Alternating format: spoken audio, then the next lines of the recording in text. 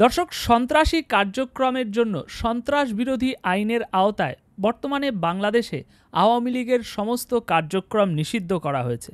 খুব ভালো কথা, কিন্তু একটা প্রশ্ন সকলের মনে ঘুরপাক খাচ্ছে আওয়ামী লীগ নিষিদ্ধ হওয়ার পর থেকে, যে আওয়ামী লীগের সমস্ত কার্যক্রম তো নিষিদ্ধ করা হলো, কিন্তু এখন বড় প্রশ্ন হচ্ছে আওয়ামী লীগের এই যে লক্ষ লক্ষ কর্মী সমর্থকরা আছে তাদের এবার কি হবে? তো সেই মানুষগুলো এবার কি রাস্তায় বেরোতে পারবে? আওয়ামী লীগ বিরোধী যে মানুষেরা আজ সমাজে আছে, ঘুরে বেড়াচ্ছে, তারা কি সেই মানুষগুলোকে ছেড়ে দেবে? একটা গ্রামে, একটা এলাকায় আওয়ামী লীগ চিহ্নিত এমন কোনো ব্যক্তি যদি থাকে, যে যার নামে থানায় কোনো ডায়েরি নেই, কোনো কেস নেই, কোনো অপরাধ নেই, কিন্তু ওই এলাকায় সে চিহ্নিত আওয়ামী লীগের কর্মী নয়, আওয়ামী লীগের রাজনীতিতে একটু টাচ থাকা একটা ব্যক্তি, তো সেই এলাকায় ওই মানুষটি কি সুষ্ঠুভাবে শান্তিতে থাকতে পারবে? রাত 9টা-10টার পর সে কি রাস্তায় বার হতে পারবে? সচ্ছলভাবে সে কি সমাজে চলাফেরা করতে পারবে আওয়ামী লীগকে নিষিদ্ধের পর? এই প্রশ্নটা সকলের মনে ঘুরপাক খাচ্ছে যে কি হবে। দর্শক, সেই প্রশ্নের উত্তর একেবারে প্র্যাকটিক্যালি, মানে কোনো তত্ত্বের মাধ্যমে, বিশ্লেষণের মাধ্যমে আমি যে আপনাকে বুঝিয়ে বলবো যে এবার কি হতে চলেছে সেই লক্ষ লক্ষ মানুষের সাথে, ব্যাপারটা এরকম না। একদম প্র্যাকটিক্যাল, মানে হাতে কলমে এর উত্তর আপনাদের জন্য আমি নিয়ে এসেছি। যে বর্তমানে আওয়ামী লীগ নিষিদ্ধ হওয়ার পর আওয়ামী লীগের সাথে জড়িত, আওয়ামী লীগের টাচ থাকা, আওয়ামী লীগের গন্ধ থাকা যে লক্ষাধিক মানুষ আছে, তাদের সাথে বর্তমানে আওয়ামী লীগ বিরোধী যে জনতা আছে তারা কি করবে, এবং তাদের সেই অ্যাকশনটি নেওয়ার পর বর্তমান প্রশাসন কি ব্যবস্থা নেবে, তার একদম প্র্যাকটিক্যাল জলজ্যান্ত একটি উদাহরণ আজ আমি আপনাদের সামনে নিয়ে এসেছি। দর্শক, সিলেটে আওয়ামী লীগ নেতা ইউপি চেয়ারম্যানের উপরে একটি ঘটনা ঘটেছে।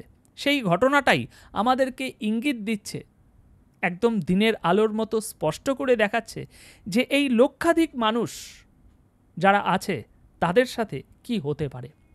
দর্শক, সিলেট নগরের রিকাবি বাজার এলাকায় আওয়ামী লীগের এক ইউনিয়ন পরিষদ চেয়ারম্যানকে বেধড়ক পেটানোর পর পুলিশের শরপথ করেছে একদল ব্যক্তি।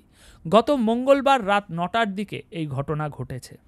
প্রথম কথা হচ্ছে, প্রথম কথা পরে আসছি, আগে এই রিপোর্টটা আপনাদের সামনে একটু উপস্থাপন করি। ওই চেয়ারম্যানের নাম নির্মলেন্দু দাস ওরফে রানা।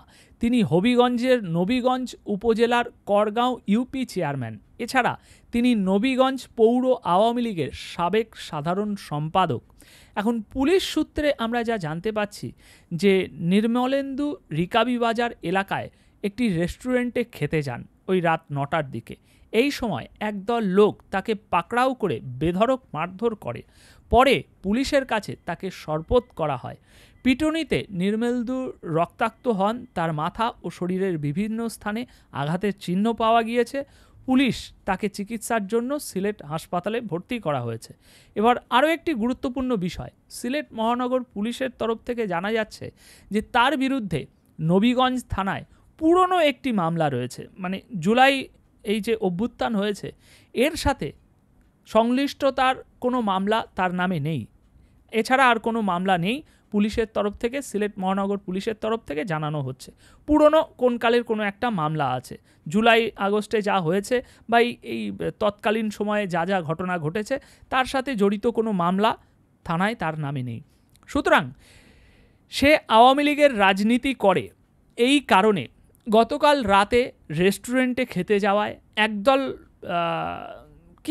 একদল লোকই বলি, এখন কথা তো হিসেব করে বলতে হচ্ছে, একদল লোক তাকে পাকড়াও করে বেধড়ক মারধর করে পুলিশের হাতে তুলে দেওয়া হয় এবং পুলিশ সেই মারধর খাওয়া ব্যক্তিকে চিকিৎসার জন্য হসপিটালে পাঠায়।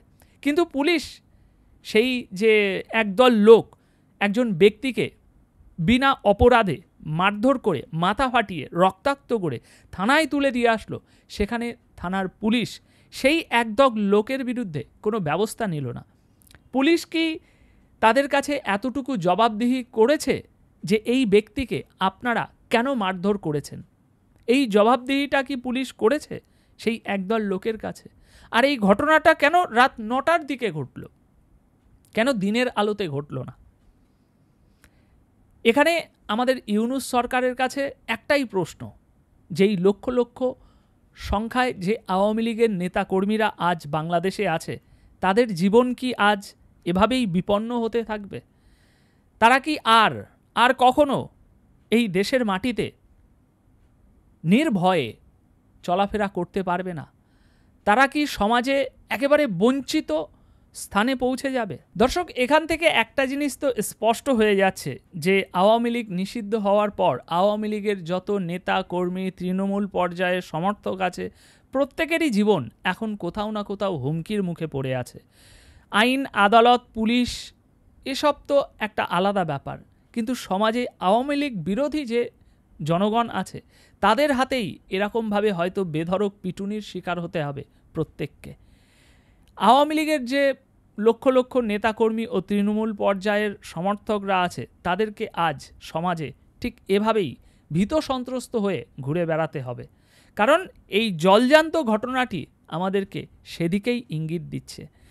তো প্রধান উপদেষ্টার কাছে আমাদের একটাই প্রশ্ন, আপনারা কি আওয়ামী লীগকে নিষিদ্ধ হওয়ার পর আওয়ামী লীগের নেতাকর্মীদেরকে নিয়ে, নেতাকর্মী বলতে তৃণমূল পর্যায়ের যে সমর্থক নেতাকর্মীরা আছে, তাদেরকে কিভাবে ট্রিট করবেন সে বিষয়ে জাতির সামনে একদম পরিষ্কার করে একটু ব্যাখ্যা দিন। তা নয়তো আপনাদের সমর্থিত এই উগ্র জনতা, তৌহিদি জনতা ওই নিরপরাধ মানুষগুলোর জীবনকে এভাবেই বিপন্ন করবে। তো দর্শক, এ বিষয়ে আপনাদের মতামত কমেন্ট বক্সে অবশ্যই জানিয়ে যাবেন যে আওয়ামী লীগ নিষিদ্ধ হওয়াতে আওয়ামী লীগের এই লক্ষ লক্ষ নেতাকর্মীদের উপরে যে মরণ যন্ত্রণা এখন নেমে এসেছে, সে বিষয়ে আপনাদের মতামত কি? এটাই কি গণতন্ত্রের অধিকার? এটাই কি গণতন্ত্র যে স্বাধীনতা আপনাকে দিয়েছে, সেই স্বাধীনতা আজ বাংলাদেশে আছে বলে মনে করছেন? কমেন্ট বক্সে আপনাদের মতামত জানিয়ে যাবেন। ধন্যবাদ আপনাদের সকলকে।